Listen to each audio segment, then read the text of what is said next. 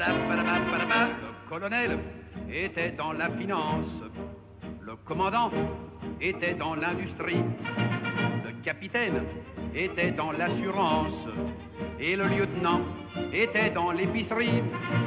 Le juteux était huissier de la Banque de France, le sergent était boulanger-pâtissier, le caporal était dans l'ignorance et le deuxième classe était rentier. Et tout ça, ça fait d'excellents Français, d'excellents soldats qui marchent au pas. Ils n'en avaient plus l'habitude, mais c'est comme la bicyclette, ça s'oublie pas. Et tous ces gaillards qui pour la plupart ont des gossions leur certificat d'études. Oui, tous ces braves gens sont partis chiquement pour faire tout comme jadis ce que leurs pères ont fait pour leurs fils.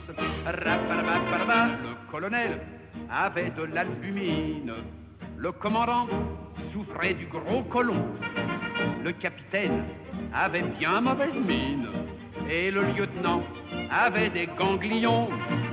Le juteux souffrait de coliques néphrétiques, le sergent avait le pylore atrophié, le caporal un corps chronique et le deuxième classe des corps aux pieds.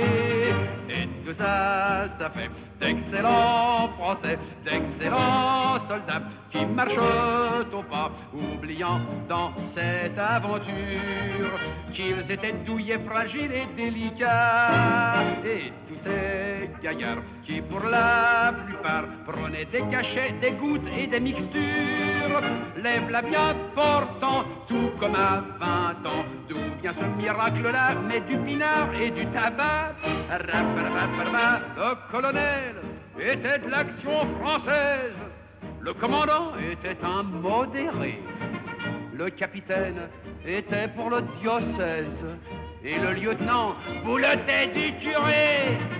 Le juteux était un fervent extrémiste, le sergent un socialiste convaincu, le caporal inscrit sur toutes les listes et le deuxième classe au PMU.